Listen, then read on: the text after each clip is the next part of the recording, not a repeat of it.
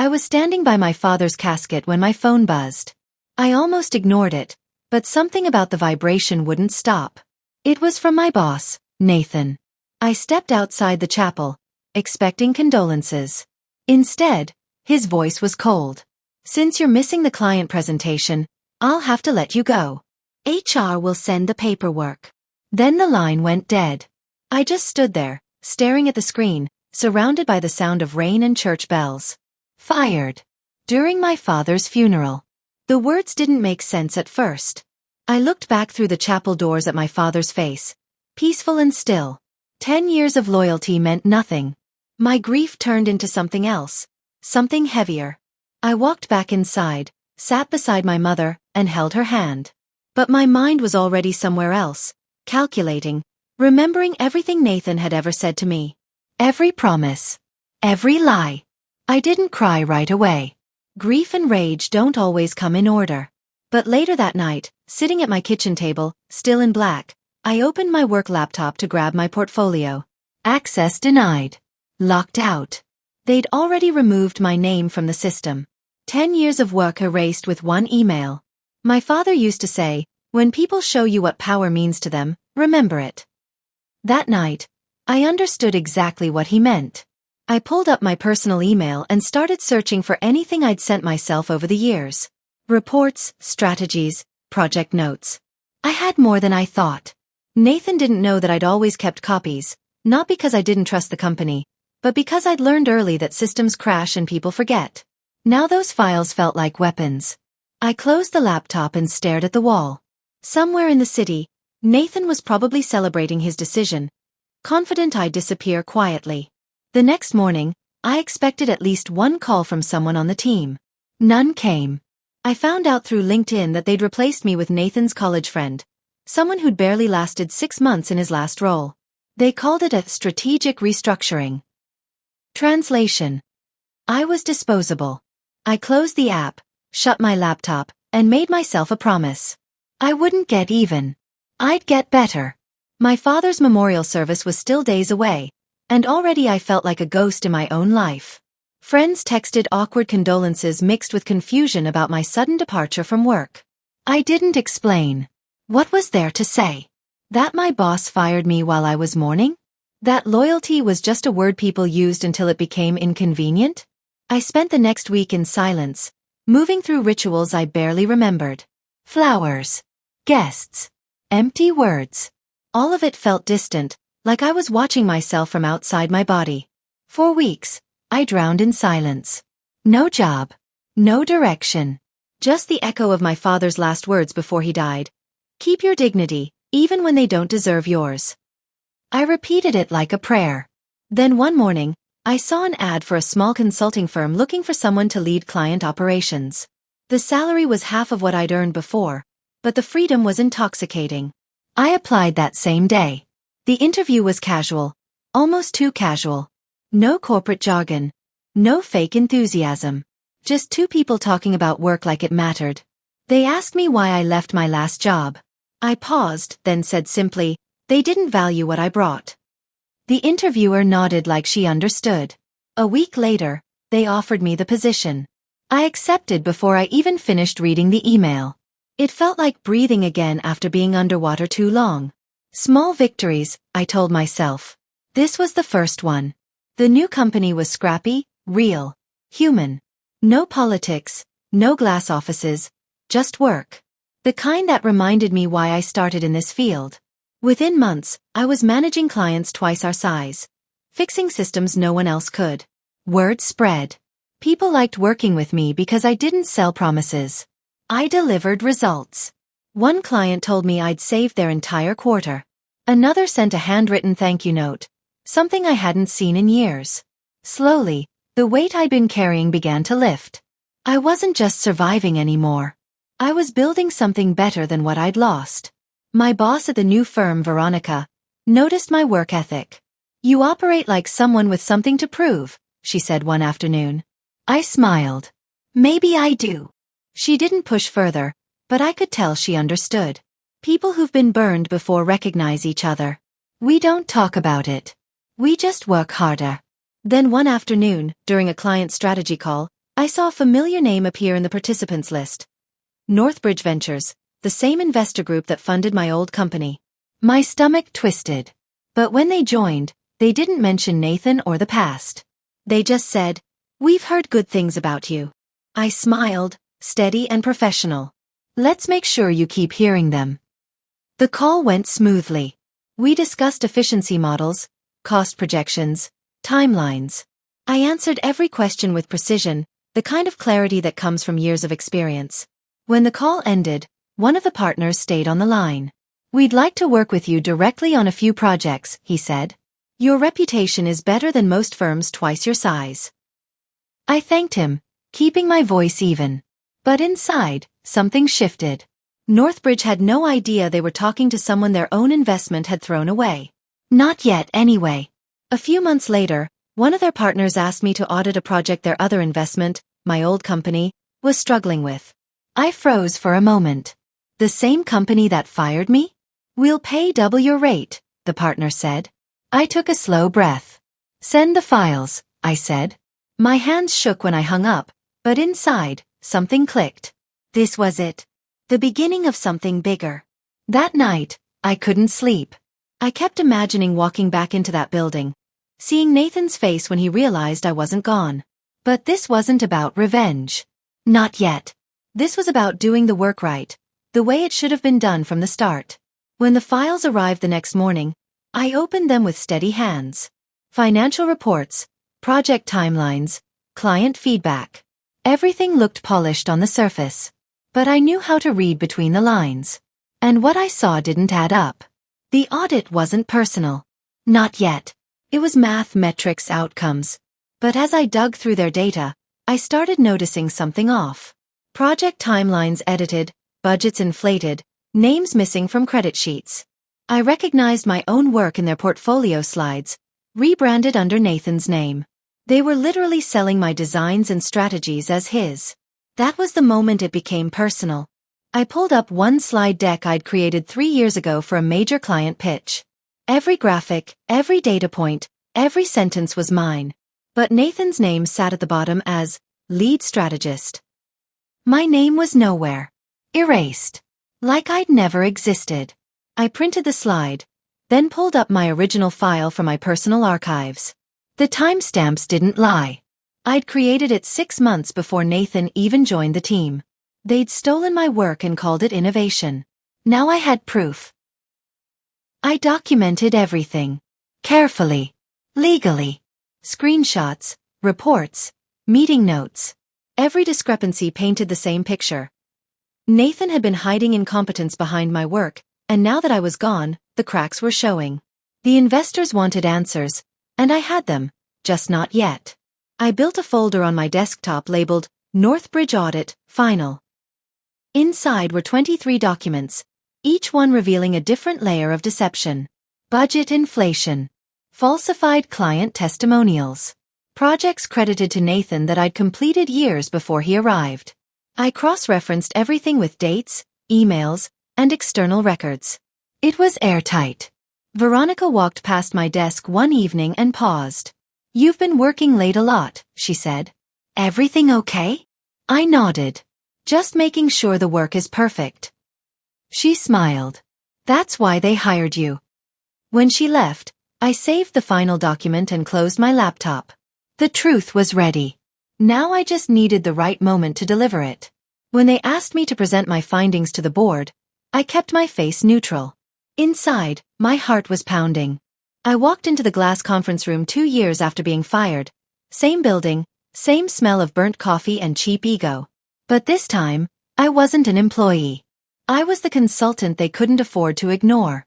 Nathan was already seated at the end of the table. His expression froze when he saw me. "You," he said, half smirking, half shocked. I smiled. "Good to see you too, Nathan. Shall we begin?" I clicked the remote, and the first slide appeared, his own quarterly report. And then the holes began to show. The room went silent as I walked through each discrepancy. Budget overruns. Missing deliverables.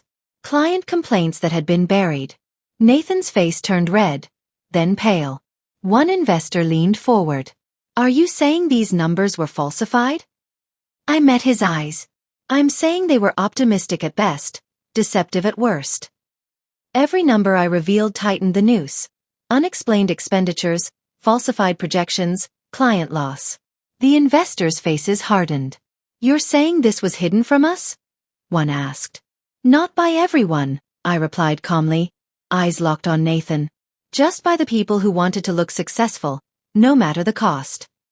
Nathan finally spoke, his voice tight. This is ridiculous. She's clearly biased. She used to work here and left on bad terms.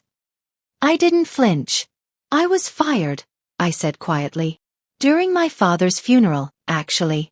For missing a client presentation to bury him. The room went silent. You could hear the air conditioning hum. One of the investors, an older woman named Patricia, removed her glasses slowly. Is that true? She asked Nathan. He opened his mouth, closed it, then looked away. I don't recall the exact circumstances, he muttered. Patricia's expression didn't change, but I saw her write something down. That note would matter later.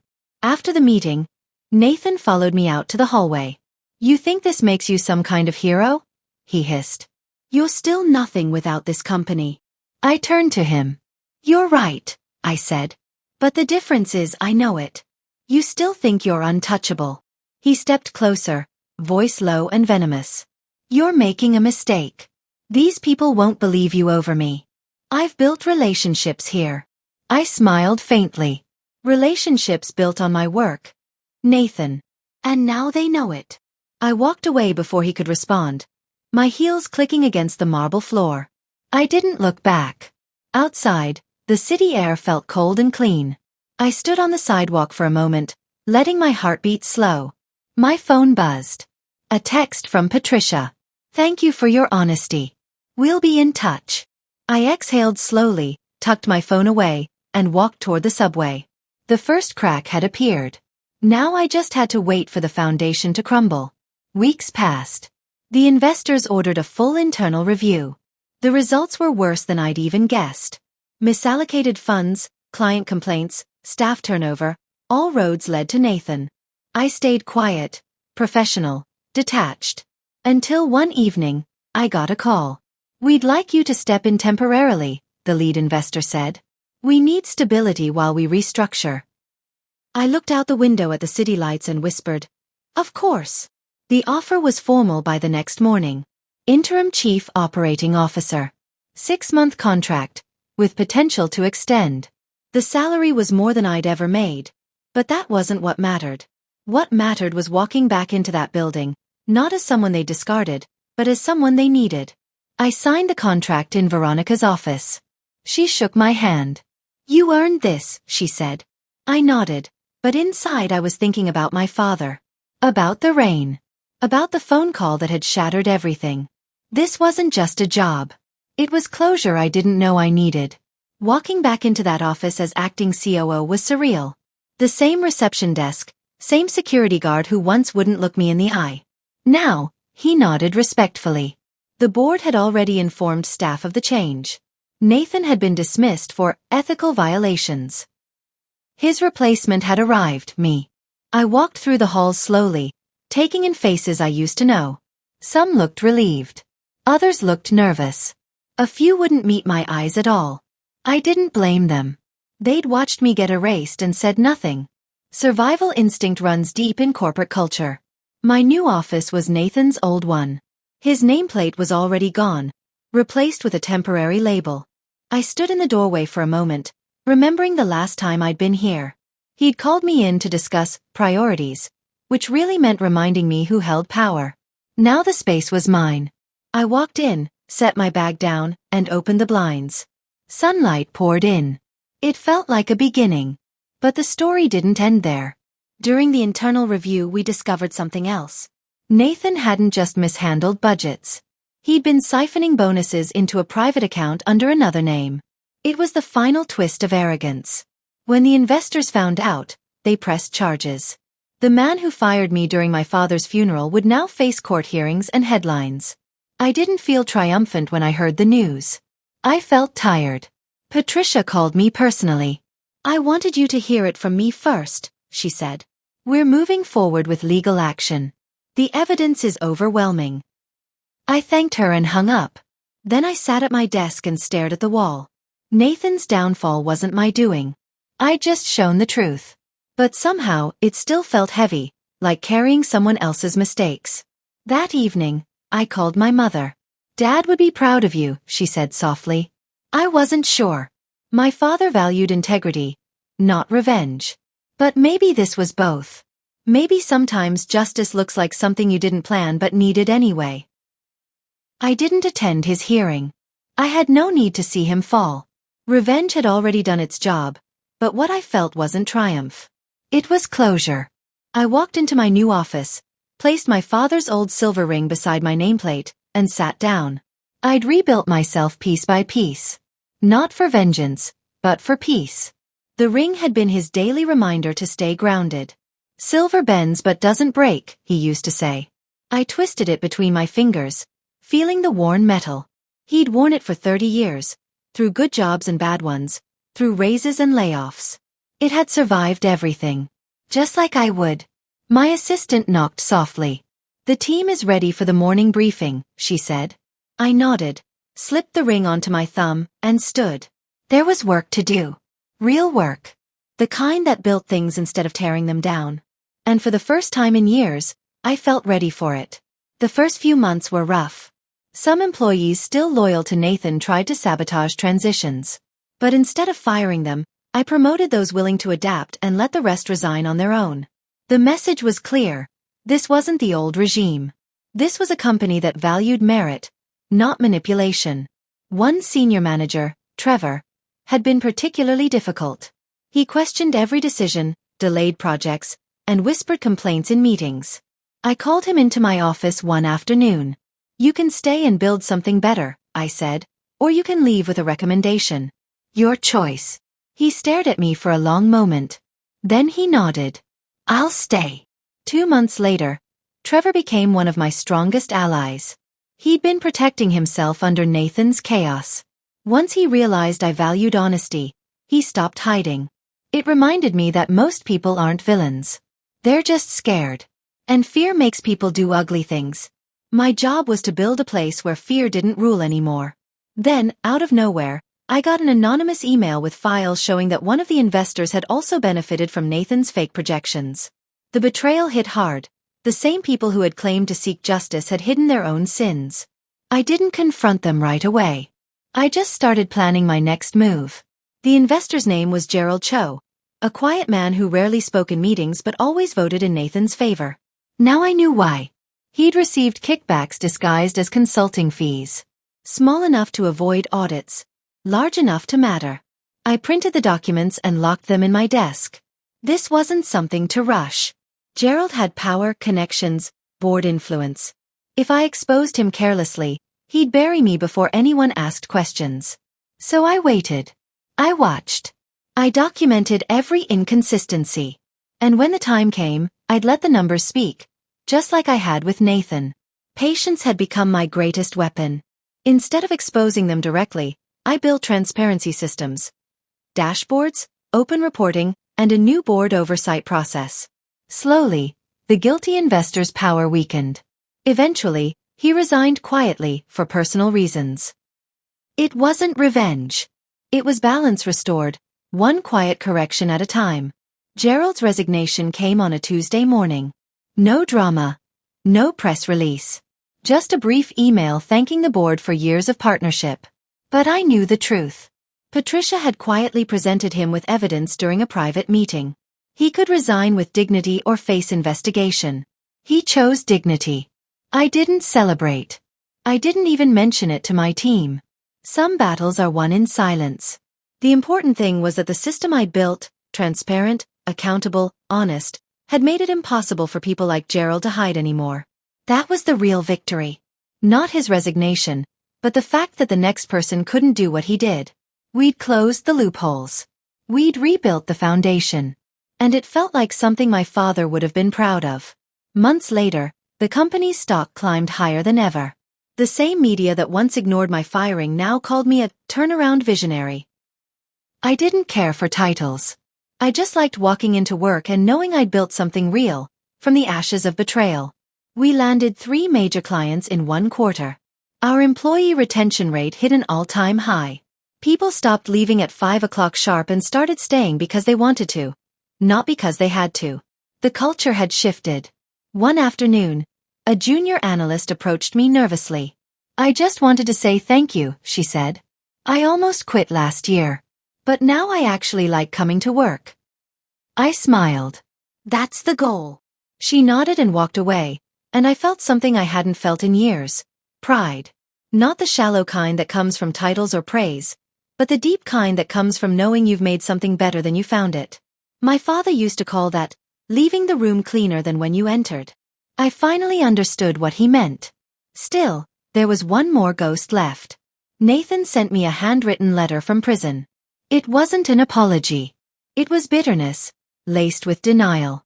I didn't reply. I burned it in my kitchen sink and watched the smoke disappear. That part of my story was over. The letter had been 3 pages long, single-spaced, filled with accusations and excuses. He blamed me for his downfall. He blamed the investors. He blamed everyone except himself. I read it once, then held it over the sink and lit the corner with a match. The paper curled and blackened, words disappearing into ash. I didn't feel anger. I didn't feel satisfaction. I just felt done. Some people never learn. They spend their whole lives blaming the world for consequences they created. Nathan was one of them. And I wasn't going to carry his bitterness anymore. I washed the ashes down the drain, dried my hands, and went to bed. When I woke up, I didn't think about him once. That's how I knew I'd finally moved on. During the next annual meeting, one of the investors raised a toast. To second chances done right. Everyone clapped. I smiled but stayed quiet. Inside I thought of my father. Of the day I buried him and lost everything. He would have loved this moment, not for the power, but for the integrity it took to get here. Patricia stood and added, "To leadership that earns trust instead of demanding it." The room erupted in applause. I raised my glass, met her eyes and nodded. She'd been the one who believed me when it mattered most. After the meeting, she pulled me aside. "You've done something rare," she said. "You didn't just fix a company. You gave people faith again."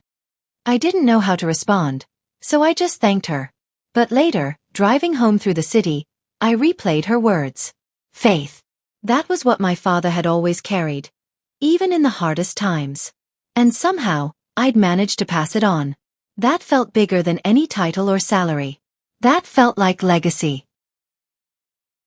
The next morning, I walked past the break room where Nathan once cornered me for working late. The light still flickered the same way. I paused, touched the doorframe and whispered, "Thank you." Some ghosts you don't fight, you outgrow them. I stood there for a moment longer, remembering the person I'd been 2 years ago. Scared, uncertain, grieving. She wouldn't recognize the woman I'd become. Stronger, yes, but also softer. Less interested in proving herself, more interested in building something that mattered. Trevor walked past and saw me staring at the empty room. "You okay?" he asked. I smiled. "Yeah, just remembering." He nodded like he understood. We all have those rooms. I turned away from the break room and followed him down the hall. The past didn't live there anymore. It lived in the lessons I carried, in the decisions I made, in the culture we'd built. And that was enough. More than enough. People always ask me if I'd do it all over again. The pain, the humiliation, the long nights rebuilding. I would.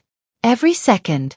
Because the day I was fired at my father's funeral was the day I stopped living for approval and started living with purpose. And if I could tell that version of me, standing in the rain outside the chapel, one thing, it would be this. They didn't end your story. They just handed you the pen. I think about that moment often. The rain. The phone call. The disbelief. If someone had told me then that I'd end up here, running the company that discarded me, I wouldn't have believed them.